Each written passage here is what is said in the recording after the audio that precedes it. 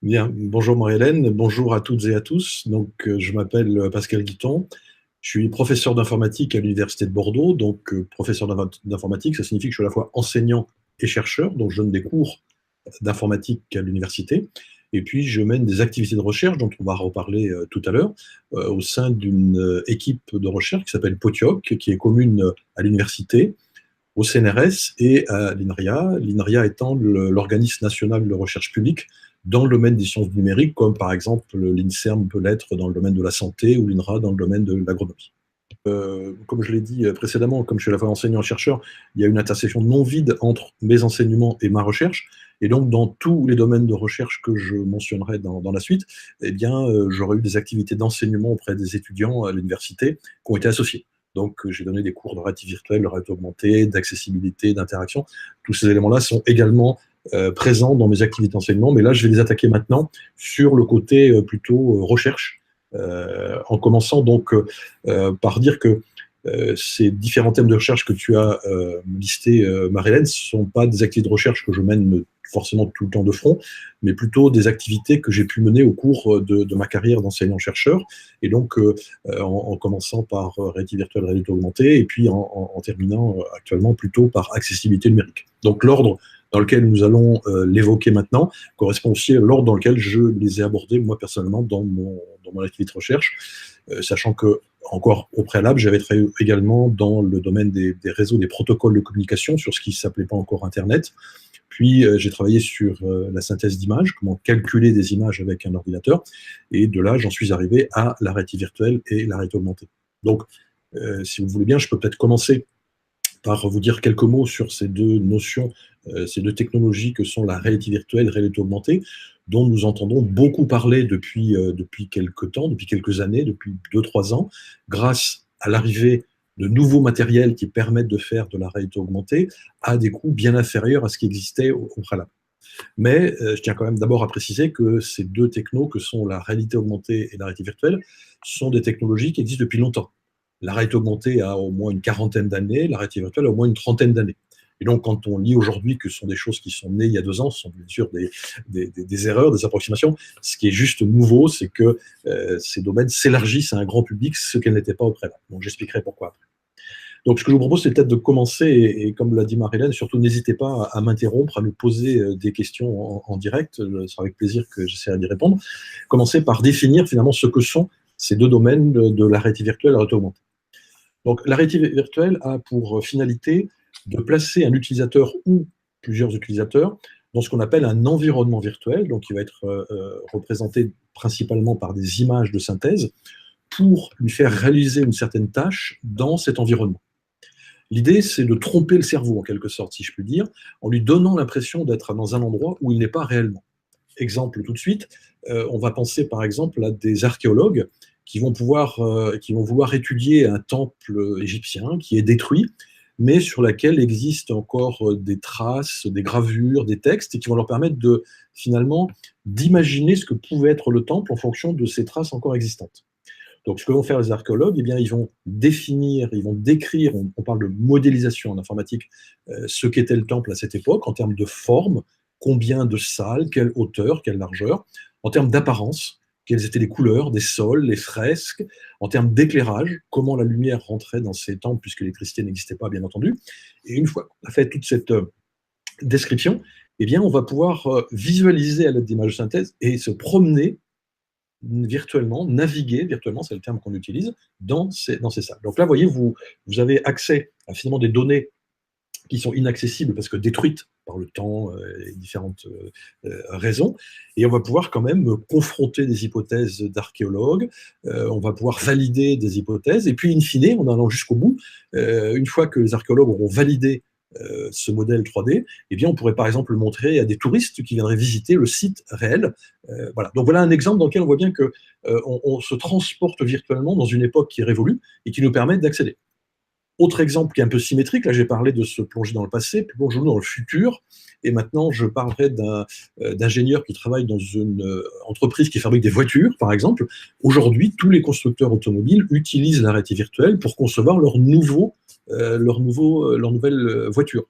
C'est-à-dire que là, on va faire une modélisation non pas de ce qui existait, mais de ce qui va exister. Et là encore, l'image, qui est le transport principal de la réalité virtuelle, va permettre de visualiser et donc de partager d'informations. Une image va en général être beaucoup plus explicative, beaucoup plus pédagogique qu'une série de textes dans lesquels on pourrait définir la voiture mesure 3,42 m, elle mesure en largeur 2,50 m, il y a 4 portes. Bon, il est évident que si on reste sur la description textuelle, on sera moins précis, et en tout cas, ce sera plus sujet à ambiguïté que si on met plusieurs personnes, plusieurs ingénieurs face à ce modèle.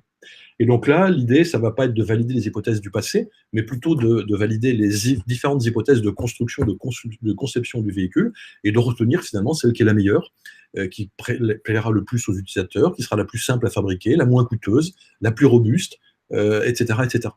Donc voilà 2 exemples dans lesquels on voit bien que la réalité virtuelle va permettre à un utilisateur de se plonger dans un environnement qui n'est pas la réalité, et dans cet environnement, de réaliser des tâches de conception, de validation, d'apprentissage, comme on peut l'imaginer.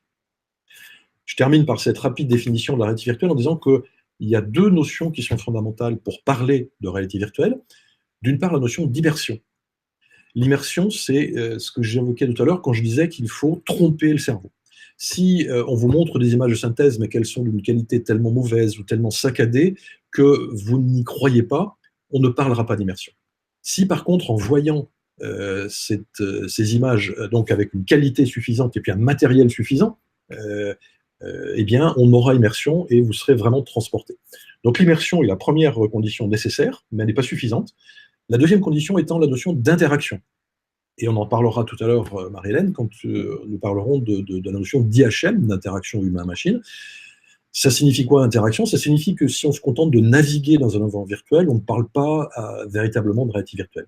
On va en parler quand on va commencer à manipuler des objets, à déplacer des objets, à jouer des scénarios, à avoir des réactions des objets de l'environnement virtuel. Là, on parle d'interaction et donc on parle de réalité virtuelle.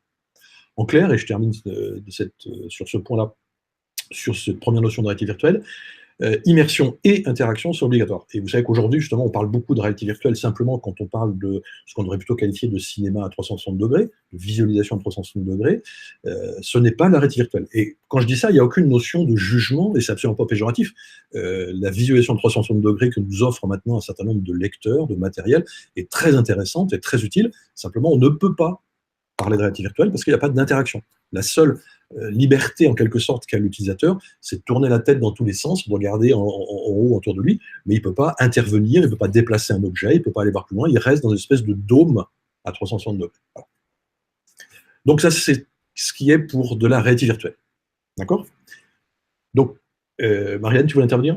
Oui, oui, je voulais dire, et du coup, la réalité virtuelle implique relativement de matériel, un espace, des salles, c'est pas quelque chose enfin, c'est pas une montre Google ou c'est pas quelque chose de très léger, non?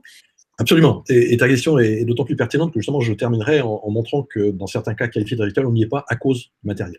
Donc tu as raison, la réalité virtuelle implique d'avoir un certain nombre d'équipements justement pour favoriser cette fameuse immersion. Je vous prends un exemple très simple. Si vous regardez une image sur votre téléphone, on parle de quelques centimètres carrés d'image. Et donc votre champ visuel, ça représente quelques pourcents de votre champ visuel qui va être accaparé par votre image. Et donc il voit tout ce qui se passe autour. L'immersion, on n'en parle pas. Si maintenant, mes yeux et surtout mon cerveau, et mon nerf visuel, il voit une image qui couvre la quasi-totalité de mon champ de vision, et donc on va parler de très grands écrans, donc là je passe de quelques centimètres carrés à quelques dizaines de mètres carrés. On va parler par exemple de grands écrans qui vont faire 10 mètres de large ou 3 mètres de haut. Vous voyez, on commence à se rapprocher par exemple de ce qu'on voit au cinéma. Au cinéma, pourquoi est-ce qu'on a une grande surface de projection? Justement pour être immergé et pour que notre cerveau ne voit que ça. Pourquoi est-ce qu'on est dans le noir? Pour ne pas être perturbé par des tas de visions, de phénomènes périphériques, des spectateurs qui arrivent, la façon dont est habillé le spectateur devant moi, etc. Non, on se plonge dans le noir pour être vraiment accaparé par l'image. Donc la réalité virtuelle, initialement, même si on avait commencé par des casques, dans lesquels donc, on avait simplement deux petits écrans, on a assez vite passé à autre chose pour une raison très simple, c'est que le casque permet une expérience individuelle. Un casque, une personne. Et dans les exemples que je citais tout à l'heure, qui étaient les archéologues ou les constructeurs de voitures, on sait bien que tous ces travaux sont basés sur des échanges transdisciplinaires. On va dans les archéologues, un spécialiste du bâtiment, un spécialiste du langage. Chez les constructeurs de voitures, il y aura quelqu'un qui sera spécialisé dans la thermodynamique, quelqu'un pour les moteurs, quelqu'un pour l'aérodynamique, quelqu'un pour le design. Et finalement, l'idée, c'est qu'on les met tous au même moment devant une même image. Donc, on a inventé ces grands murs que j'évoquais. Donc, il y a plein de géométries, donc géométrie purement planaire, des géométries sous forme de parallélépipède. Nous rentrons dans un parallélépipède et les faces de ce parallélépipède sont des écrans. On va parler de cave, par exemple. Bref, il existe comme ça beaucoup de géométries, mais donc cette notion de grand écran a été ce qui a été utilisé pendant très longtemps par le monde professionnel, et je rebondis sur ce que j'ai dit en préambule. Évidemment, ces équipements étaient très coûteux, et donc réservés à des grandes entreprises, à des laboratoires de recherche, et le grand public ne les voyait pas, ou quasiment jamais. Et la révolution réelle qui est apparue il y a 2 ans, avec l'arrivée de casques de réalité virtuelle qui étaient beaucoup moins coûteux, on va parler de l'ordre du millier d'euros, on va dire, à peu près, donc on a divisé par plus de 10 le coût, a permis d'ouvrir cette technologie à beaucoup d'autres personnes, beaucoup d'autres structures plus petites, et donc de rajouter des nouveaux usages et de nouveaux utilisateurs. Et c'est ça qui est vraiment tout à fait intéressant pour arriver à véritablement rentrer dans cette réalité virtuelle. Donc, dans le cas de la réalité virtuelle, vous avez bien compris que le message principal était véhiculé par l'image. Alors, je n'ai pas précisé, mais je le fais juste maintenant, puis je réponds à ta question. Le véhicule image, le support visuel, image synthèse, c'est le minimum. Je ne connais pas de réalité virtuelle sans image. Et on va essayer pour renforcer toujours cette immersion, de superposer d'autres signaux, des signaux auditifs. C'est-à-dire que quand je me déplace dans la voiture, avoir le bruit d'une portière qui claque, d'un moteur qui démarre, sont des éléments supplémentaires qui vont favoriser l'immersion. Et puis, on va parler aussi de signaux de type haptique. Donc, haptique, ça signifie que c'est un rapport avec le retour de force. Et donc, on va utiliser des périphériques qui vont permettre de simuler la résistance d'un matériau. On va par exemple simuler comment intégrer un moteur de lève-vitre dans une portière. C'est assez compliqué parce qu'une portière, c'est étroit. Et donc, on va simuler en réalité virtuelle comment placer le moteur. Et donc, on va simuler le fait que le moteur, s'il est placé dans un mauvais sens dans la réalité, on ne peut pas le rentrer dans la portière. Et bien ça, on va le simuler avec ces périphériques haptiques.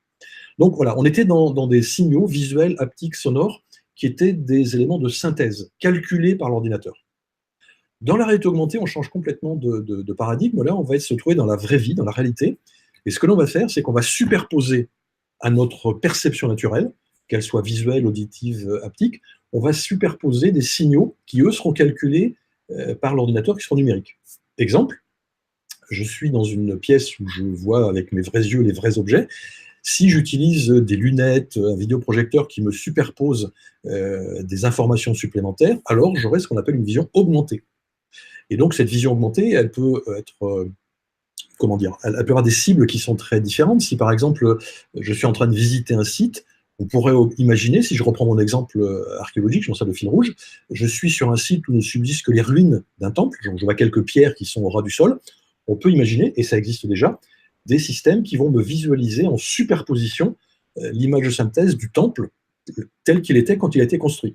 Donc là, on voit bien la différence. Je suis dans la vraie vie, je n'ai pas besoin d'une salle de réalité, je ne m'isole pas dans une salle, je suis dans la vraie vie, dans le vrai monde, et je superpose à cette vision naturelle des images de synthèse qui vont permettre de mieux comprendre ce qu'était le temple à l'époque. Ça peut être des informations, par exemple, qui vont, toujours si je reste dans le domaine du tourisme, je suis en train de visiter une cathédrale, je peux par exemple regarder, je ne sais pas, un vitrail, et puis avoir une superposition qui va me donner un texte m'expliquant le vitrail date de telle époque, a été fait par tel artiste, il a été refait plusieurs fois, il représente telle et telle chose, et finalement, là, l'information supplémentaire, c'est pas une image, mais ça peut être du texte. Je peux avoir des informations de type sonore. Et donc, ce que l'on connaît quand on visite avec les audioguides, où finalement on a un commentaire sonore dans les oreilles, c'est la même idée. Ça fait partie de la réalité augmentée.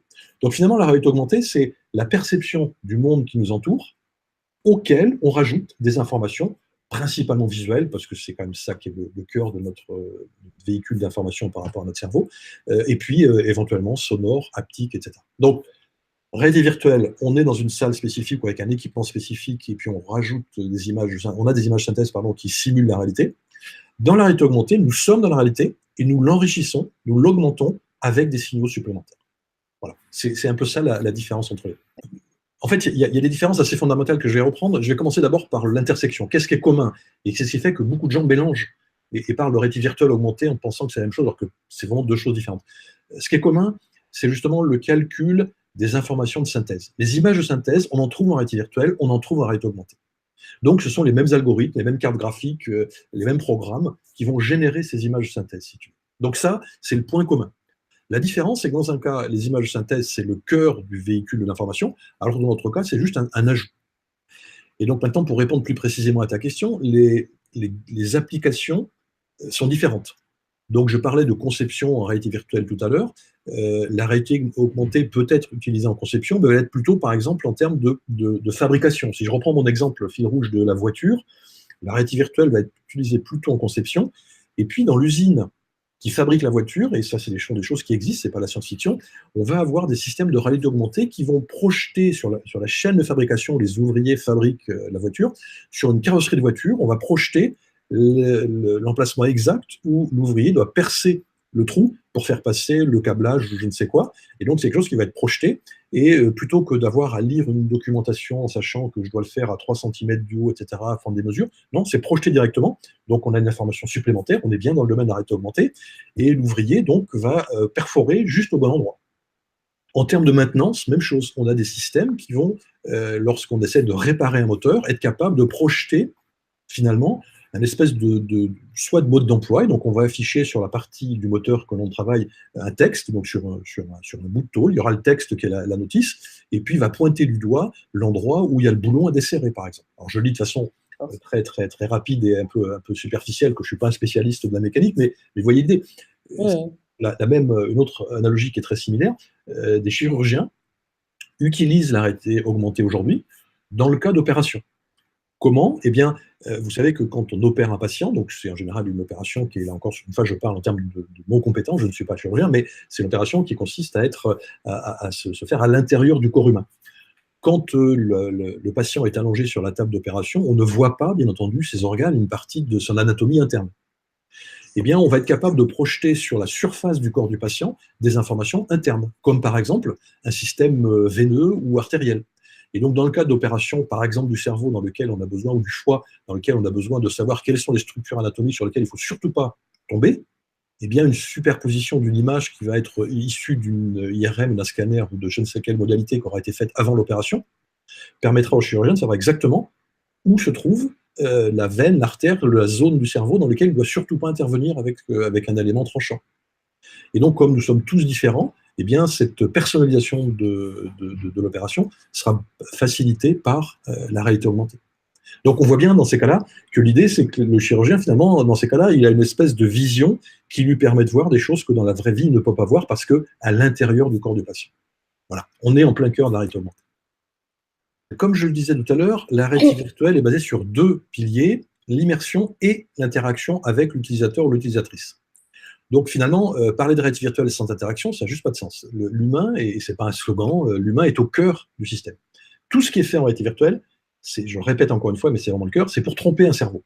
Si on ne prend pas en compte, on ne se préoccupe pas de ce que sait faire ou ne pas faire un utilisateur, c'est-à-dire quelles sont ses compétences, quelles sont ses limitations, et j'en parlerai quand on parlera à la fin d'accessibilité numérique, finalement, tous les systèmes d'interaction qu'on peut développer, tous les systèmes de réalité virtuelle qu'on peut développer n'ont aucun sens. On peut imaginer, et ce que je dis va bien au-delà de la réalité virtuelle, des logiciels qui seraient excellents pour traiter tel ou tel sujet. Si l'interface avec l'utilisateur n'est pas adaptée, l'utilisateur ne l'utilisera pas. Et nous connaissons tous des tas d'exemples de logiciels qui, si on regarde leur cœur vraiment d'utilisation, peuvent être très performants, très intéressants, mais si l'utilisateur n'y arrive pas, ou trouve l'interface désagréable ou pénible ou difficile, eh bien, ce logiciel ne sera jamais utilisé. Donc, réfléchir à l'interaction quand on parle de réalité virtuelle, c'était assez naturel, c'était de se préoccuper de l'humain et de sa place. La notion de facteur humain est une notion très importante en réalité virtuelle.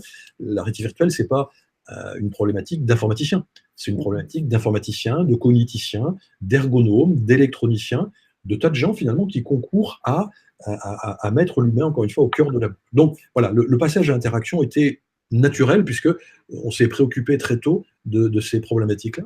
Et je dirais, avec à la fois des contraintes spécifiques supplémentaires, exemple très simple, je vous ai parlé tout à l'heure de réalité virtuelle face à un grand mur. D'accord? Vous avez un écran, un mur-écran, qui fait 10 mètres de large, 3 mètres de haut. Donc, vous êtes debout. Donc, vous n'avez pas de clavier, donc vous n'avez pas de souris. Comment interagit-on avec un système numérique quand on n'a ni clavier ni souris?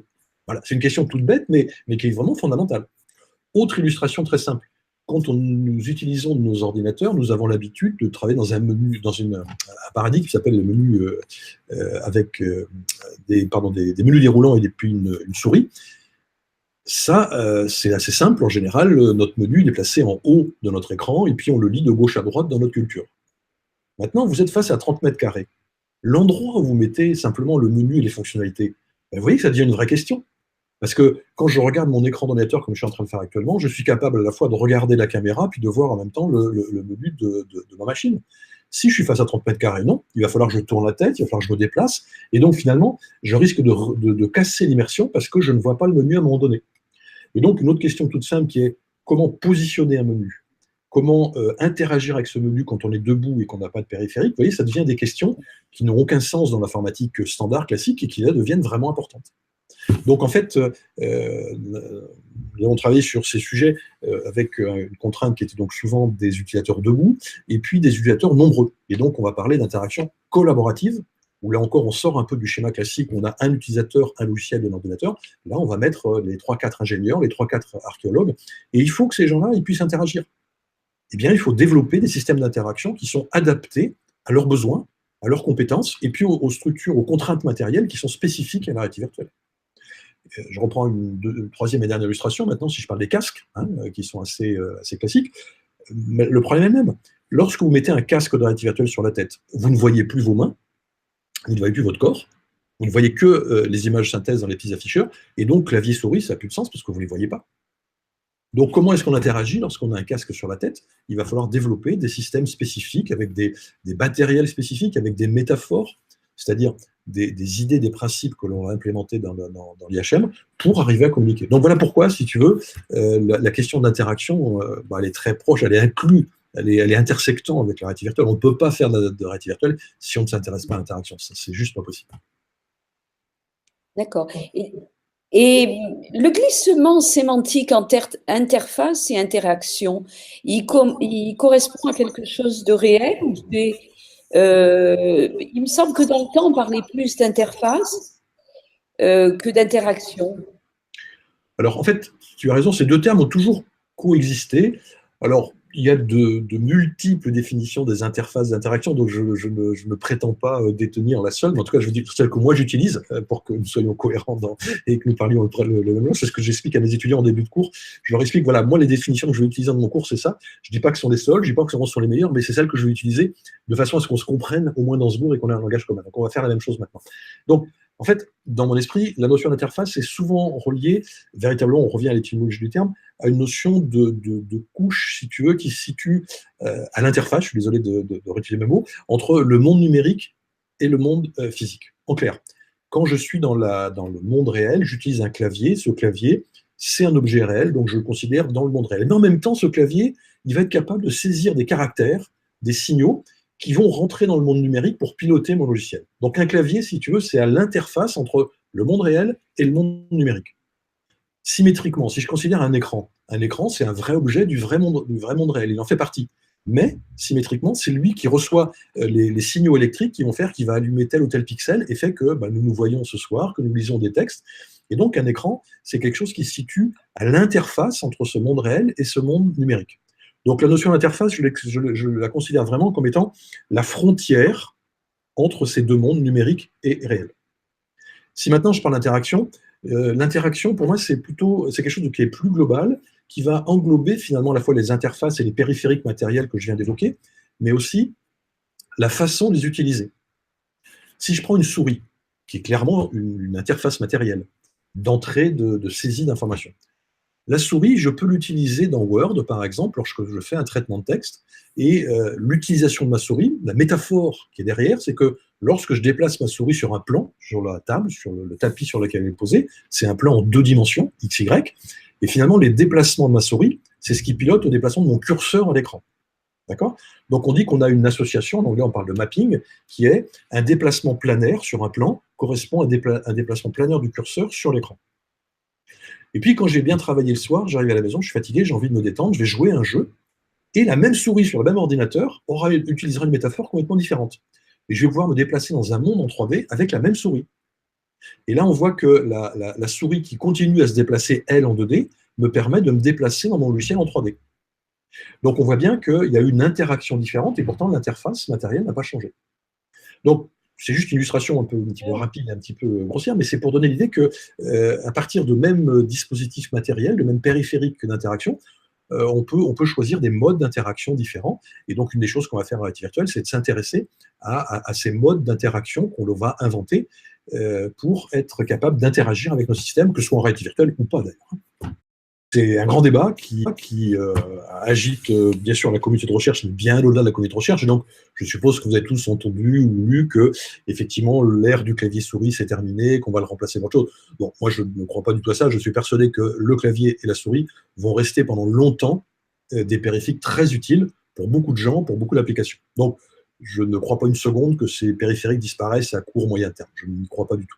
Par contre, et c'est vrai, et on le sait déjà, parce qu'on le manipule déjà, sont apparues des formes relativement nouvelles d'interactions. Alors quand je dis nouvelles, je ne parle pas dans le domaine de la recherche, mais dans le domaine du grand public. Et ce à quoi je pense, bien entendu, vous m'avez deviné, ce sont tout ce qui va être les téléphones évolués, ce qu'on appelle les smartphones en anglais, où finalement on utilise maintenant des interactions dites tactiles, où finalement on n'utilise quasiment jamais des claviers, en tout cas des claviers virtuels sur l'écran, mais on utilise nos doigts.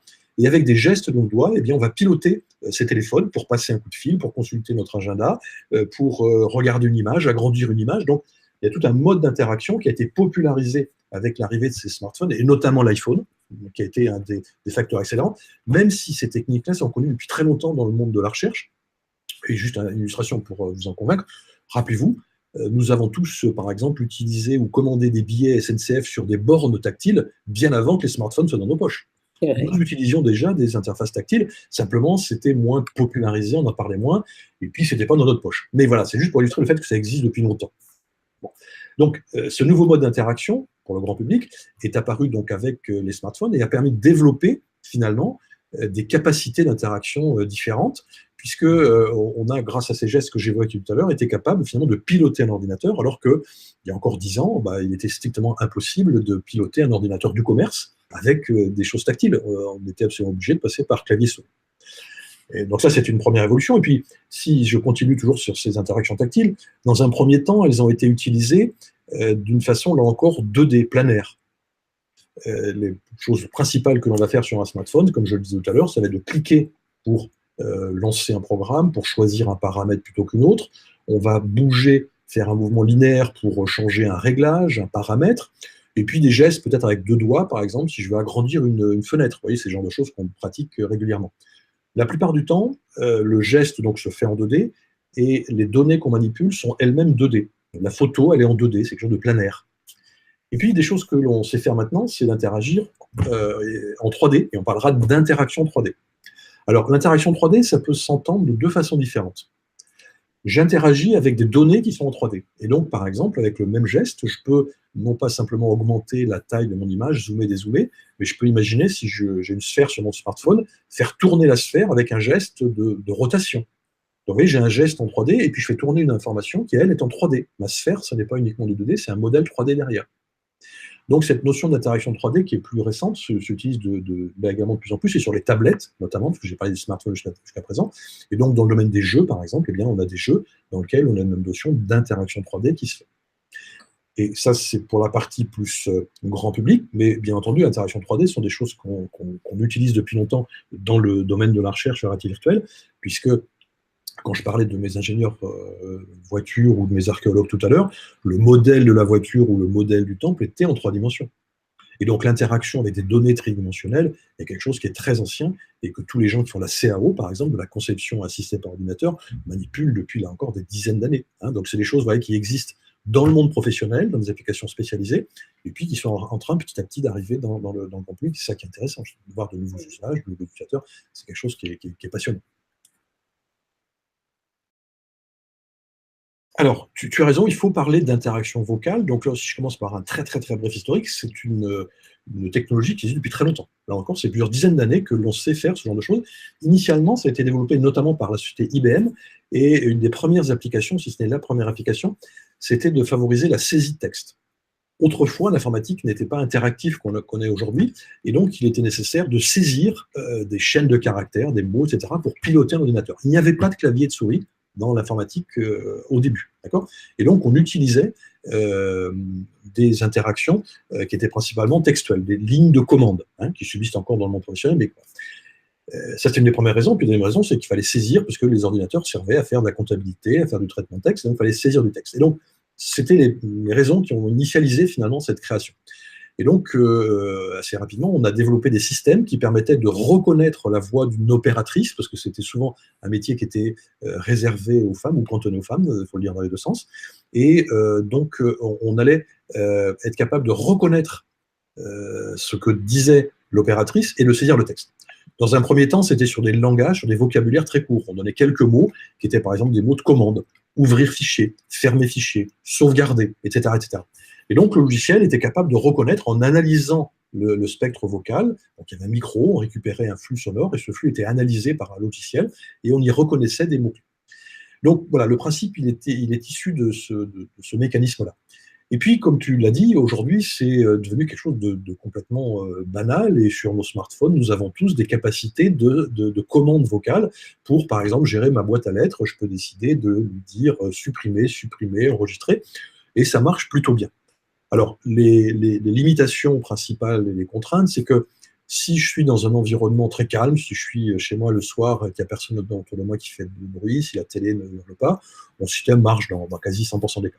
Si je fais ça dans un tram bondé ou un train bondé aux heures de pointe, on peut avoir peut-être plus de difficultés et parfois le système ne va pas bien comprendre. Donc voilà, la partie isolation du spectre et de la voix de la personne est importante. Et sur un dispositif ne disposant pas d'un micro très directionnel, c'est-à-dire focalisé sur une direction très précise, on peut souffrir des parasites qui sont autour de ça. Donc, dans le monde professionnel et dans le monde de la réalité virtuelle, je vais en parler dans un instant, on va utiliser plutôt des systèmes avec des micros que l'on va placer, donc des systèmes de casque micro que l'on met sur soi. Et donc, il existe des expériences de réalité virtuelle dans lesquelles on va utiliser la voix pour commander le système. Puisque tout à l'heure, je vous ai expliqué qu'on n'avait pas de clavier, pas de souris, donc on peut remplacer, donc dans certains cas, on va pouvoir utiliser ça. Donc, ça fonctionne bien. Ça va permettre de faire ce que j'appelais tout à l'heure l'interaction collaborative. On peut imaginer que si plusieurs utilisateurs sont face à un grand écran, eh bien, ils utilisent chacun leur propre casque, le micro étant directionnel, le système reconnaîtra les commandes, les ordres donnés par un utilisateur donné, saura qui l'a fait et effectuer l'action qui correspond. Donc voilà, techniquement, ça fonctionne et j'ai envie de dire, c'est un système qui existe. Par contre, la principale limite n'est pas tellement d'ordre technologique, mais plutôt d'ordre utilisabilité. Pour reprendre un thème que je vais reprendre tout à l'heure, c'est que parler à un ordinateur, parler à un système de réalité virtuelle, on s'en lasse très vite. J'adore parler avec des humains, parler à une machine, c'est quelque chose qui me fatigue assez vite. Et donc, en fait, dans une utilisation professionnelle, passer 1 heure, 2 heures dans une réunion de projet à parler avec les guillemets, mais à interagir vocalement, bon, voilà. Donc, les utilisateurs professionnels, au bout d'un moment, disent c'est bien, mais c'est en complément de quelque chose. Dire qu'on va baser toute notre interaction sur la partie vocale, c'est quelque chose qui n'est pas.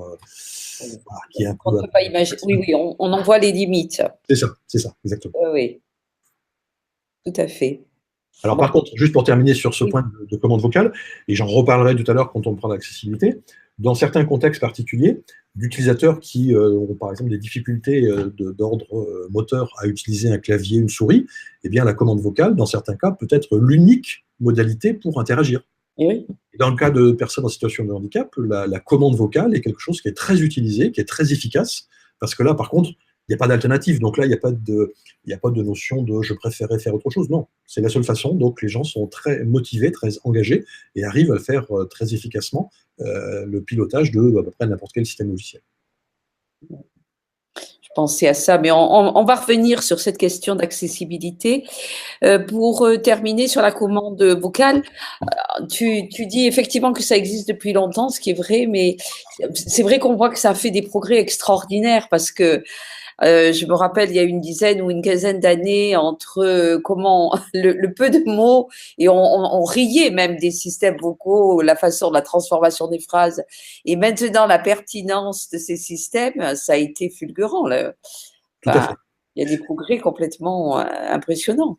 Tu as tout à fait raison. Et je parlais de vocabulaire tout à l'heure. On est parti de vocabulaire très pauvre, avec quelques mots, à finalement une compréhension quasi complète de la syntaxe du langage. Et Mm. aujourd'hui, effectivement, les systèmes sont capables de comprendre pratiquement le langage naturel. Je dis pratiquement parce que c'est pas tout à fait vrai ce que je dis, mais en tout cas, ont progressé d'une façon extraordinaire dans la compréhension d'un langage complexe. Et donc aujourd'hui, ce que l'on fait, c'est qu'on passe par une phase d'apprentissage, où, quand on va vraiment utiliser des systèmes performants, où le système va demander à l'utilisateur de prononcer un certain nombre de mots, de phrases qui peuvent paraître bizarres. En fait, l'idée, c'est simplement de prononcer tous les phonèmes, hein, et de reconnaître l'intonation, le style, l'intensité d'une personne. Donc on va spécialiser, on va apprendre à la machine à se spécialiser, à reconnaître une personne.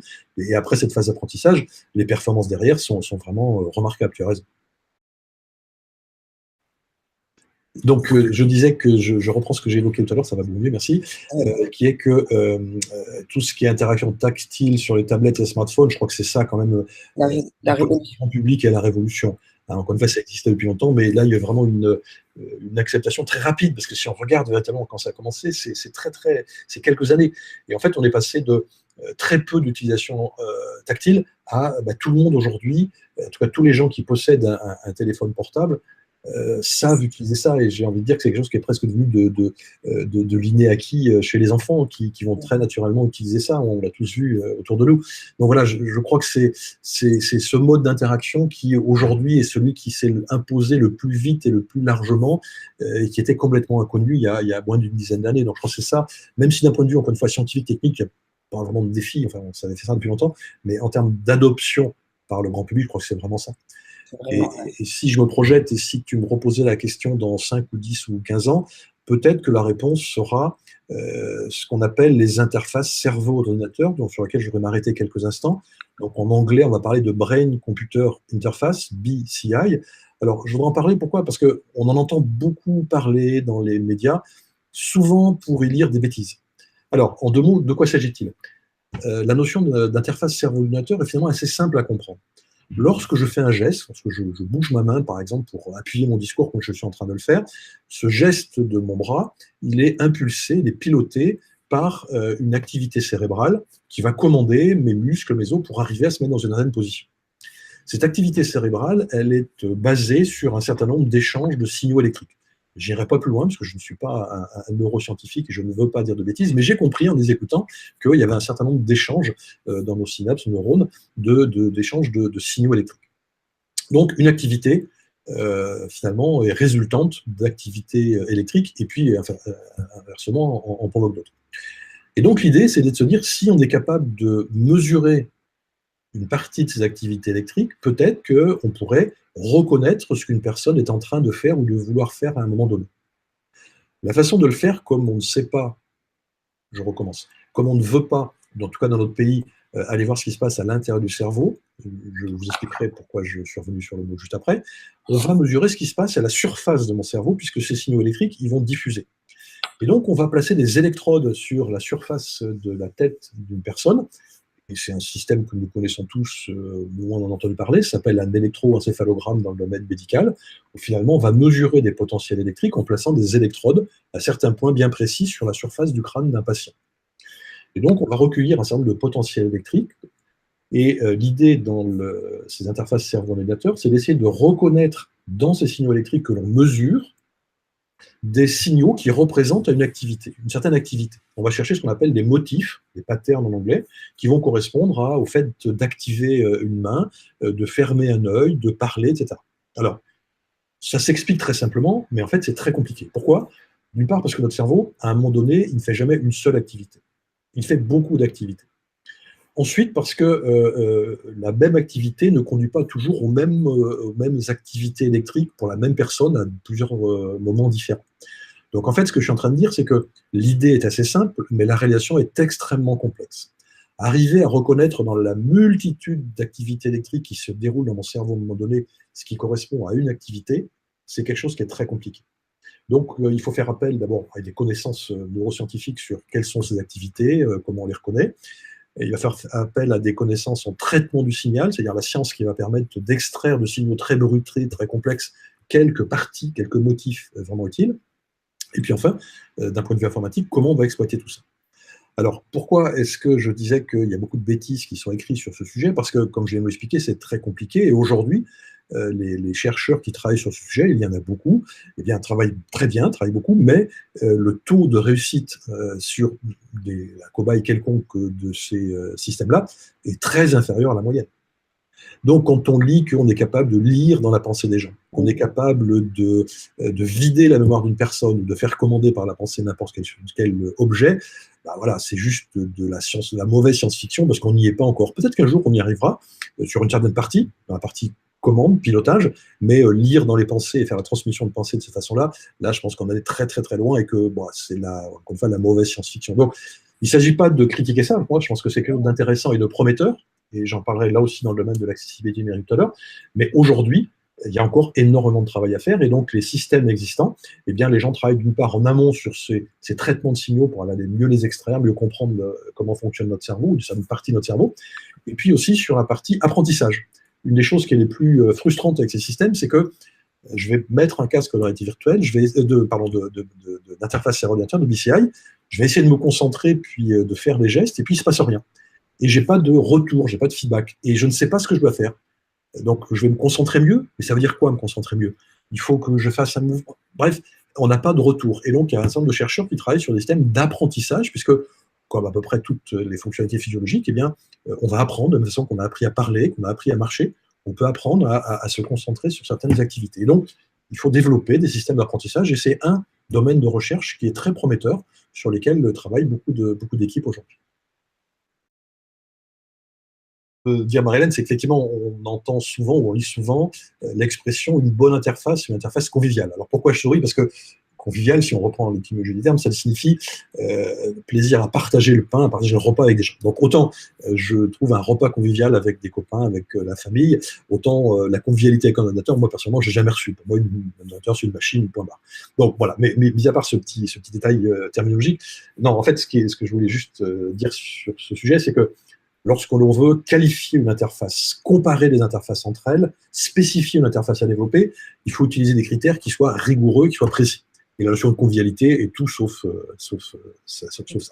Donc, quelques exemples de critères qui vont permettre de qualifier une interface. Et ce que je dis est vrai au-delà du domaine de la réalité virtuelle. On va parler de précision. Est-ce qu'une interface me permet de faire une tâche précise à 1 mm, à 1/10 de millimètre? Selon que je travaille pour un chirurgien ou pour quelqu'un qui fait des déplacements sur des gros volumes, vous comprenez que moi j'ai envie, en tant que futur potentiel client du chirurgien, que mon système d'interaction il soit précis, et que s'il doit simuler l'intervention qu'il va faire sur moi-même avec une précision de 10 cm, moi ça ne me va pas. J'ai envie qu'il soit bien en dessous du millimètre. Donc la précision, en termes de réponse spatiale, c'est une chose importante. Une autre chose importante, c'est, et là aussi souvent on entend une bêtise qui considère une bonne interface, une interface qui est facile à apprendre. Non, pas forcément. Si je considère des métiers très spécialisés, comme justement le chirurgien, comme un pilote d'avion de chasse, le fait que l'interface soit très longue et très compliquée à apprendre, c'est pas du tout un problème, parce que ce sont des gens qui sont des professionnels, qui sont payés pour s'entraîner en permanence. Un pilote d'avion de chasse, un pilote d'avion tout court, est quelqu'un qui est obligé de repasser sur un simulateur virtuelle, toutes les X semaines. Et donc, le fait qu'il soit obligé d'y passer, ça veut dire qu'il soit obligé de s'entraîner à l'utiliser. C'est la même chose si on parle d'un sportif professionnel, un rugbyman professionnel s'entraîne tous les jours et refait ses gammes. Il va refaire des plaquages, il va refaire des passes, il va refaire des coups de pied, et c'est quelque chose qu'on passe son temps à apprendre, et on sait très bien que si on arrête ça, on perd sa compétence. Donc le fait qu'une interface soit facile à apprendre, certes, dans certains domaines, ça sera un critère important, et dans d'autres domaines, ça ne sera pas du tout le critère important. Donc voilà, ne pas dire que c'est l'alpha et l'oméga. Je continue toujours sur cette même idée. La notion de confort d'utilisation, de facilité d'utilisation, c'est quelque chose qui peut être ou pas un bon critère. Si je développe une interface de réalité virtuelle pour un parc de loisirs, par exemple, comme on commence à le voir aujourd'hui, effectivement, la facilité d'apprentissage et la facilité d'utilisation sont les critères que je mettais très haut dans ma liste. Si je continue à travailler avec mon pilote d'avion de chasse ou avec mon chirurgien, le fait qu'à un moment donné, l'interface soit effectivement un petit peu plus compliquée à apprendre n'est pas grave. Par contre, il faut qu'elle soit très facile à utiliser, parce que pendant la phase d'intervention chirurgicale ou la phase de combat du pilote d'avion de chasse, là, il faut que l'interface soit très facile à apprendre, et que, pour parler comme le font les scientifiques en sciences cognitives, il faut que la charge cognitive soit réduite. Pourquoi? Pour conserver son énergie cognitive à la tâche réelle qui est d'opérer ou de combattre dans le ciel. Donc, vous voyez, il y a comme ça beaucoup de critères. Et puis, je termine par un dernier qui est finalement assez récent, qu'on commence à prendre en compte jusqu'à présent. Donc, vous voyez, j'ai parlé de critères plutôt dans un monde professionnel. Et puis, comme on l'a dit tout à l'heure, les systèmes d'interaction sont utilisés par le grand public. Et donc, aujourd'hui, il y a un autre critère qui est important, qui est l'acceptabilité. Est-ce que mon utilisateur, le grand public, il accepte? Est-ce qu'il adhère? Et puis, est-ce qu'il a du plaisir? Et une des explications qui a été avancée et qui est soutenue par beaucoup de gens de la rapidité finalement de l'adhésion à l'iPhone et puis à tous les smartphones qui ont suivi à tout ce qui était interaction tactile, c'est le plaisir que les utilisateurs ont eu de faire des gestes avec leurs doigts, de frotter le long de l'appareil. Et donc la prise en main et le geste, eh bien, ça faisait partie de l'acceptation de cette interface. Donc là, on est loin de notions qui sont purement réservées à des ingénieurs ou des pilotes ou je ne sais pas quoi. Là, on parle du grand public et du plaisir que l'on peut avoir de façon inconsciente à manipuler un objet.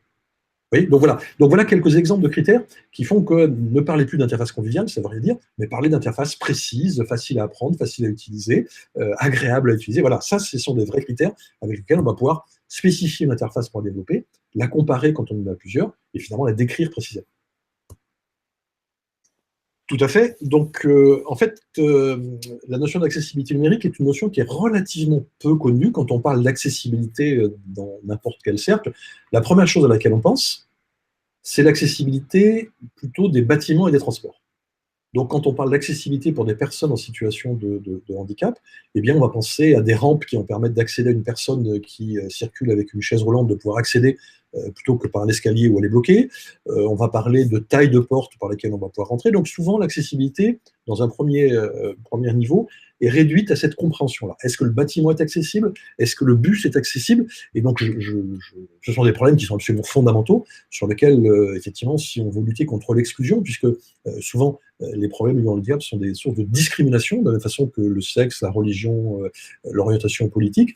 Le handicap est une source très importante de discrimination et d'exclusion dans nos sociétés. Je vous rappelle juste un chiffre, c'est que d'après l'OMS, à peu près 15% de la population mondiale vit en situation de handicap.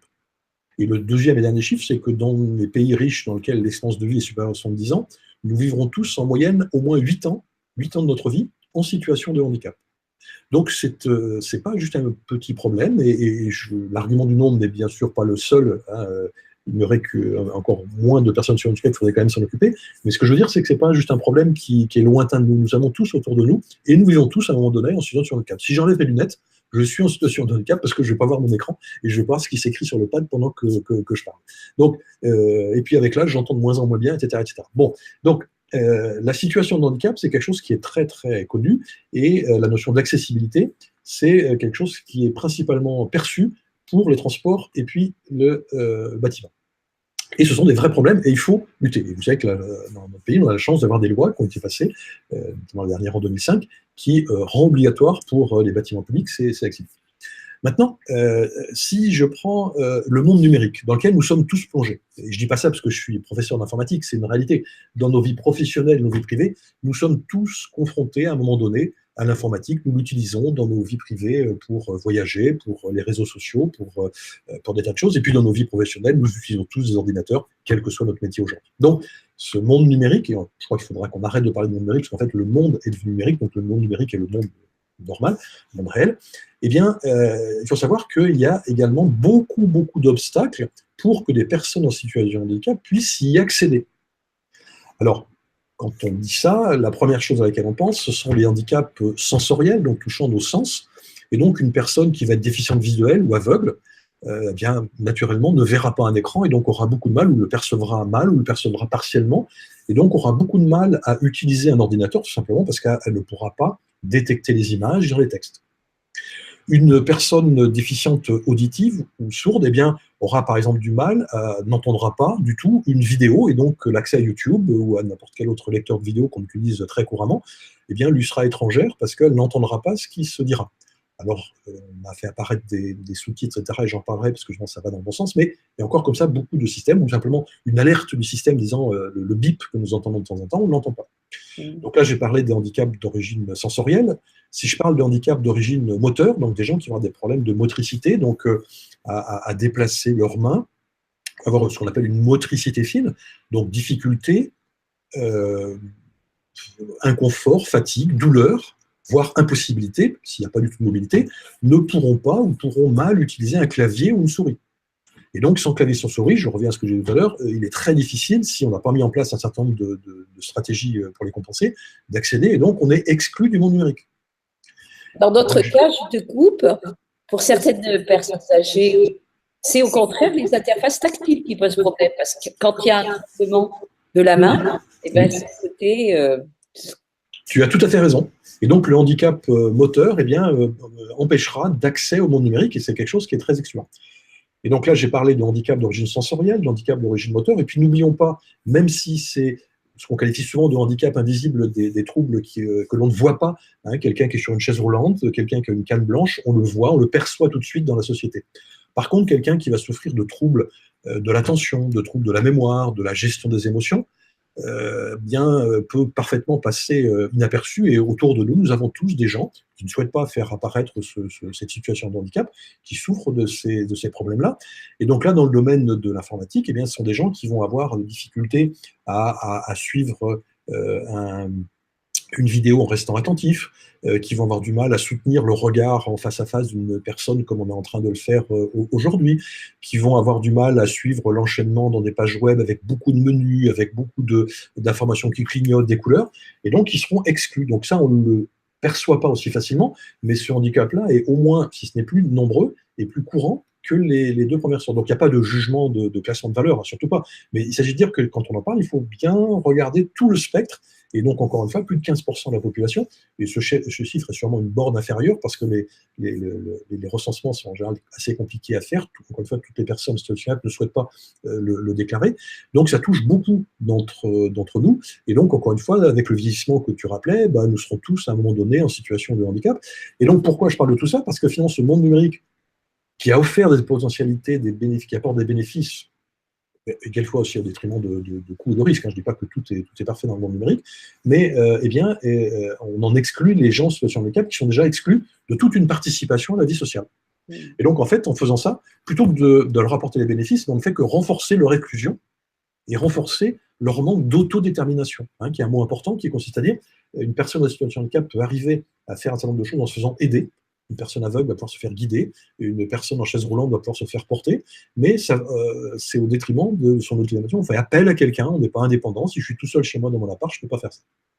Et donc, le monde numérique, eh bien, au lieu d'apporter des réponses, dans un premier temps, il est plutôt excluant, et donc c'est une notion de double peine. Et donc là, il y a quelque chose qui, effectivement, n'est pas raisonnable pour plein de niveaux, hein.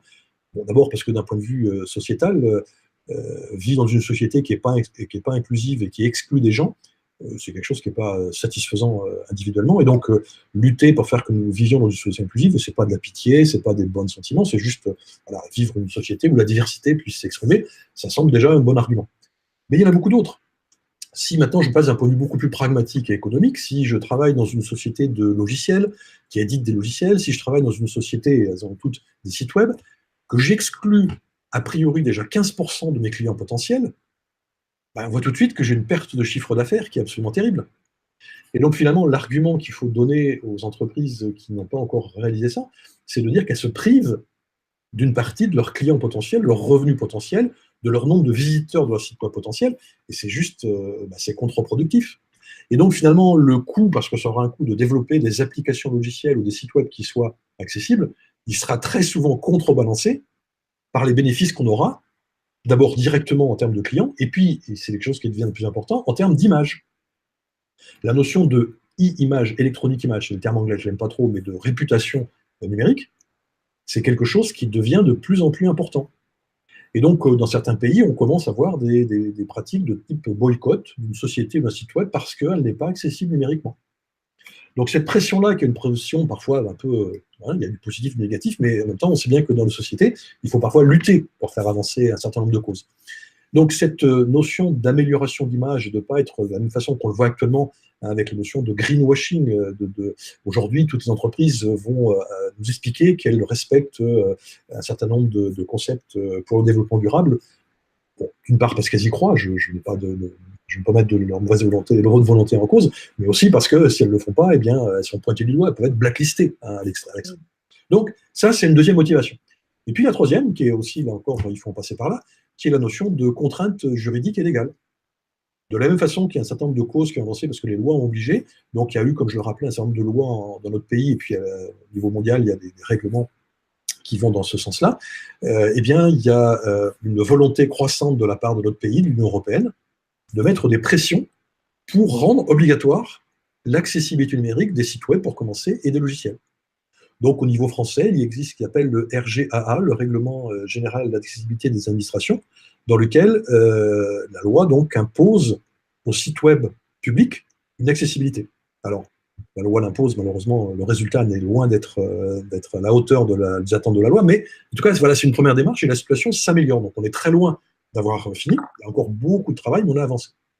Donc voilà, le premier message, c'est de dire, l'inaccessibilité numérique, ça continue à alimenter l'exclusion et la discrimination, et deux, avoir de l'accessibilité numérique, au contraire, produit un certain nombre de bénéfices. Donc, il faut aller vers ça. Voilà. Donc, ça, c'est le premier message qui me semble important de communiquer.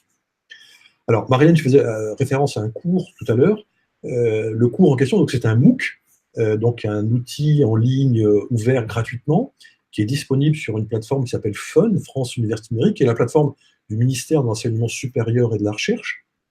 Donc, c'est une plateforme, et j'en parle parce que je n'ai pas un centime si vous vous connectez là-dessus, je ne vais pas toucher de royalties, donc il n'y a pas de problème de conflit d'intérêt. Si Marie-Hélène en parle, c'est aussi parce qu'elle a contribué, elle et ses collègues, à le construire avec nous. Donc, Hélène Sauzéon, qui est prof aussi à l'Université de Bordeaux et Mama, vont développer donc un MOOC sur l'accessibilité numérique, où nous expliquons justement, je développe avec Hélène tout ce que je viens de vous expliquer, et puis surtout, que faut-il faire pour développer l'accessibilité numérique? Donc, ce cours a été donné déjà sur 2 sessions et vraisemblablement, nous espérons qu'il y aura une 3e session en mai-juin 2018. Donc voilà, si ce sujet vous intéresse, regardez. Encore une fois, c'est gratuit. Vous pouvez regarder un petit peu le contenu de ce cours si ça vous intéresse. N'hésitez pas à vous inscrire sur la plateforme Fun et à suivre ce cours et puis d'autres, parce qu'il y a beaucoup d'autres choses intéressantes sur la plateforme Fun dans ce domaine.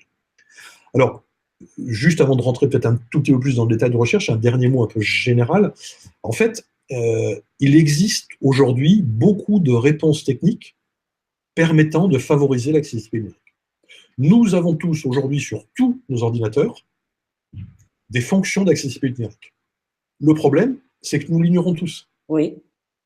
J'utilise un système Windows, j'utilise un système macOS, j'utilise un système iOS, eh bien j'ai des fonctions d'accessibilité qui sont disponibles. Il suffit, 1, de les connaître, 2, de les mettre en place, 3, de les configurer. Et donc là, il est important, et c'est une des raisons pour lesquelles nous avons fait ce MOOC, de faire de la sensibilisation.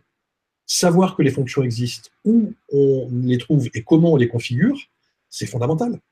Et en fait, là, il est clair que la réponse, c'est une réponse qui doit être aussi individuelle. Si je suis capable de configurer pour mes parents ou mes grands-parents un ordinateur qui leur permet de continuer à suivre des forums, à communiquer avec leurs petits-enfants via je ne sais quel système, voilà, j'ai envie de le faire parce que je ne paierai pas un centime de plus, je ne leur ferai pas dépenser un centime de plus, et puis ça leur permettra de rester connectés finalement avec le reste de la famille, avec leurs amis, avec le reste du monde. Donc vous voyez, ce sont des actions très simples que nous pouvons tous réaliser et qui vont produire des bénéfices réels pour la vie des gens. Donc voilà, j'ai parlé des lois, j'ai parlé de l'économie et des intérêts, mais vous voyez, il y a des actions, encore une fois, comme souvent, où chacun d'entre nous peut prendre la décision de le faire et a le pouvoir de le faire. Donc voilà, c'est le deuxième message un peu général que je voulais faire passer, qui était « nous pouvons agir sur ce sujet et il faut le faire ». En tout cas, je pense qu'il faut le faire.